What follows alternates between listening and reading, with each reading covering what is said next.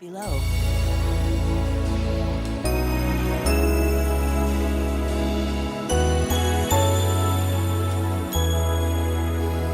Emonpaye yada wase awie ye Nyankopon nhyiran kan ayeye ni die ntontono nkanfo nyina ye de brew yada wase se o ma yan kwan wanim na wie nsuso wasanto ye mpono ye hwe wanim age Nyankopon wona nepa ni na firi wo me nya wo nepa na rade ye nimi be kan ye ho nyame nkronkro be kasa kire ye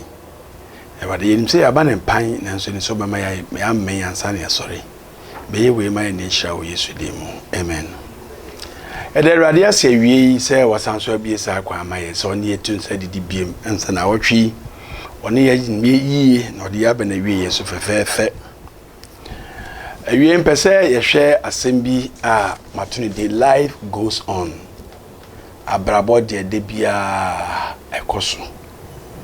de bia sase etuni na ye bobra inti esa otia sese onipa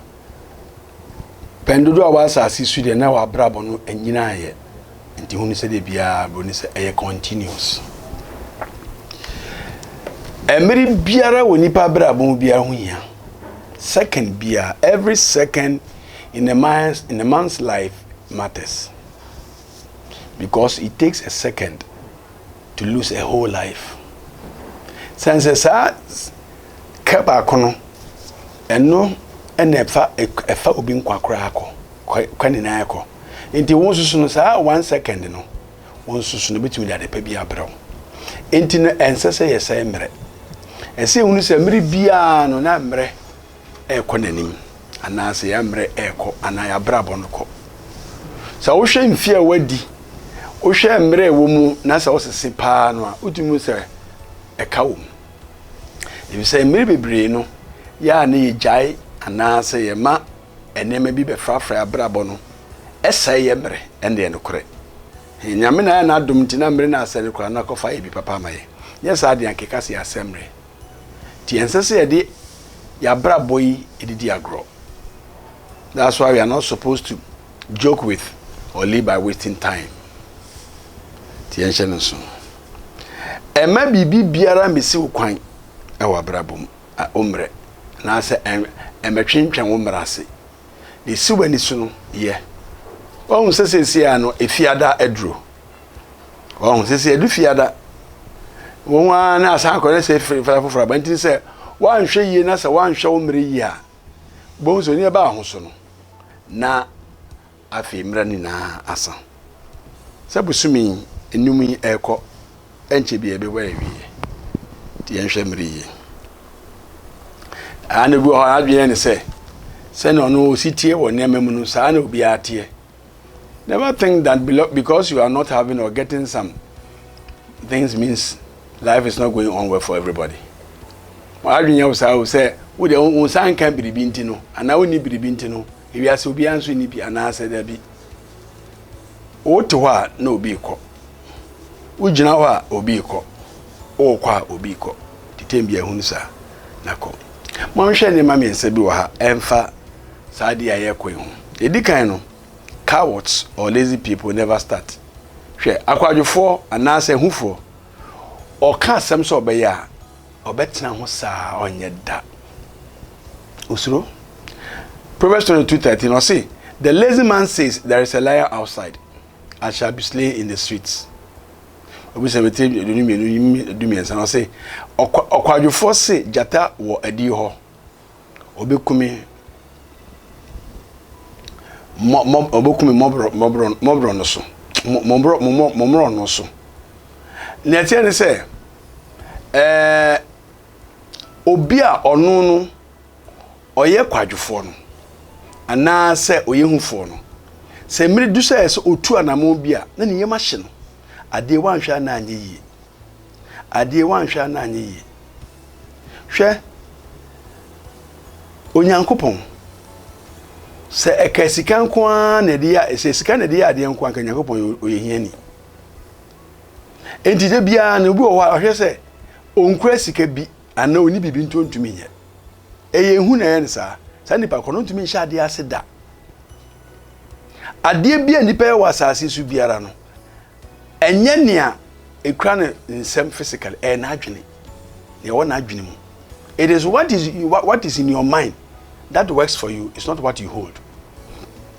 Ne wa adwene kire wo na ye wadwuma. Enti no se wonya adwene wi a eso tu na. Ensuro ohufo no de bia ya me ko wa ya bibia ya me. Ohufo no wanhwe anade na ayesei ohufo no osuro me ko fa sa na me kra ya ntoe ade na esa odwene sa tide bia no ontumi nko nani efise ontumi move we say he is not able to move from his comfort zone. The coward onko da ndi muso sa no si wa obo adwuma bi oye ote ho sa chaos bi o hyem no oda ene de wona osres no tim da bia chaos na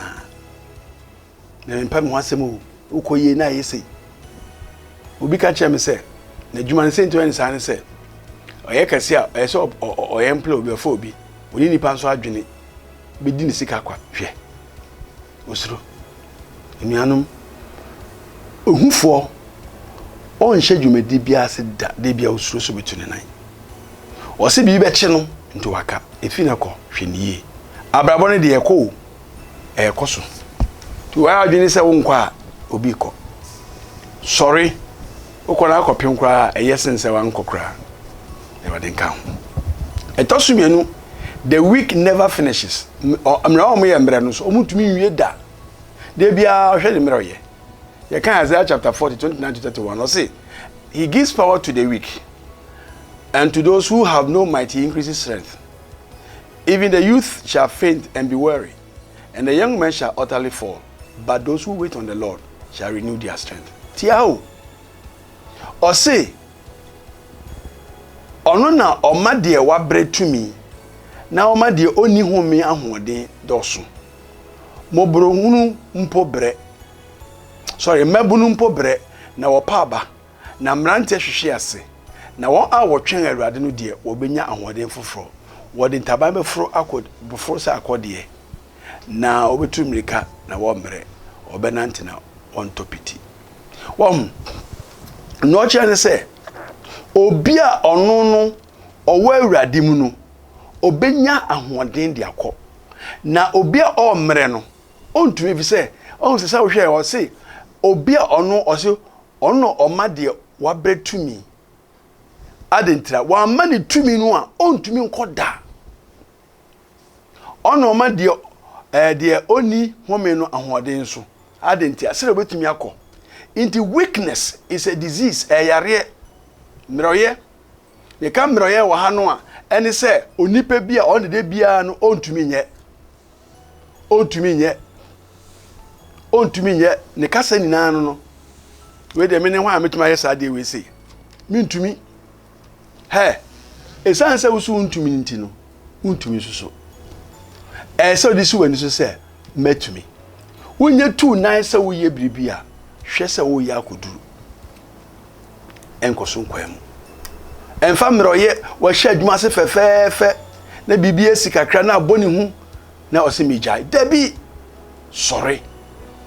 emma sada ni mu abem ema wonye mre don't faint on the way move on emma kwan no so emmaje emma mintumi nko biem ade bia esi wani su ne bia ne ekoso biara face it in the name of Jesus enkasa ade na anye yie yenye yankopon a bible say o hye adwuma password kwa wie na ne anam ni su ana ewe mu o hye adwuma password o wie enti unsu hwase a ko wie efiri say mirika na ye tuo no enye na odi kan ne ye kan ne wadi nkunim na obi o wie ye. It is the one who finishes, not the one who is able to be first. Ndi no wie ye no ene wadi nkunim enti wade na ye ne enyai koso ife wie koso na me di wie no ene say winners never give up nkunim di for obi obedi nkunim no onpa bada obeko yesu nti obeko erade nti obeko Philippians 3:14 and 15. Or say, I press toward the goal for the prize of the upward call of God in Christ Jesus. Therefore, let us, as many as are matured, have this mind, and if in anything you think otherwise, God will reveal even this to you. Empim ko nanim se medru botan no ho na makonya osoro frɛ a onyankopɔn nam Kristo Yesu so afrɛ me no monkonim bo. Enti moma ye mudodo no a ye pɛ no enwene saa na se biribi wo ho a moadwene foforo modwene no foforo a ɛno nso onyankopɔn bi no adi akyerɛ mo. Ɔse mompim kɔ manim press on. Obiara nkundie ndia no onyai da. Oye adwuma ne kodu baabi ho na nsen de hwɛdeɛ adwuma bie ni wiase mu a ɛda plate so asetra bie ni hɔ ɛsɛ wote ase ɛsɛ yɛbrɛ nso yɛbrɛ ne yɛdi enuanom kwadwo no yɛ adɔso sorry kɔso pia kɔ wahye biribi ase a gisa ade a wo hyɛ ase no unim sɛ emfrɛ awurade ntie nyina na unim sɛ awurade ama ho ahode atɔso kɔso yɛ obiara oyɛ nkunimdifo no ɔnkɔnsa ambasada okokokuduru ena wie onyame nka ho se ne be na unsa so mu biara se wura fi a ona se waba se wagya ato ha kofa biem ade na wagya no san kofa sa onyame aka kye wo no di bomodin a enka se me nkoye o se obi biara a obedi nkunim no ana nkunim di no akundi o ma no ono no onyina ho enti sorry na kofa sa ade no omo ye ahufo no de biara muntumi nhye dwumade bi ase ya no musuro ena won so omo omere nso ntumi wie ebi se wadwen so muntumi nkoso wie na nea oye nkunidi fon de obekwa akowie ene onyame de beka sa kire onyankopon on sika nhye ni pansa o mani pa adwene. He gives ideas not money. Obama wadwene no o de ma wa sorry mfa hunu kɔ ɔno de ama wo sɔre na fa kɔ na ba ko duru hwɛ sɛ obɛkɔ o kɔ nso a ka hunu sɛ o kɔ akosi enka sɛ medunu kwa mu ma brɛ to aso kɔ o to aso a obɛduru. Amen. Erade da wase awie biem efisɛ woni ya akasa imsɛ aduane pa ɔde ma yɛndie o me ate ase sɛ abrabɔ no bebie ni hɔ yɛ ntɛm yɛgyina ahomgye ni baabiara onipa ba asase so a otoa so akosi sɛ obewie nti Awurade mienya saa adwene yɛmfa nante ne ehunu sɛ Awurade abrabɔ mu ahomgye ni kwan bia so yɛntoa so nkoduro ade biara a yɛ ehunahuna yɛn ɛma sɛsi etu anamon bi a na yɛ edwane no awie me bɔ mpa sɛ wotumi no enyi saa de ne mfiri ya abrabɔ mu